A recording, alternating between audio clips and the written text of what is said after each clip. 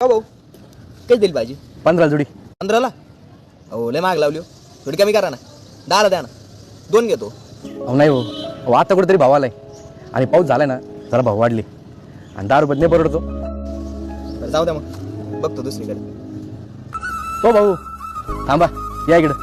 काय म्हणता? घ्या घ्या विचारून.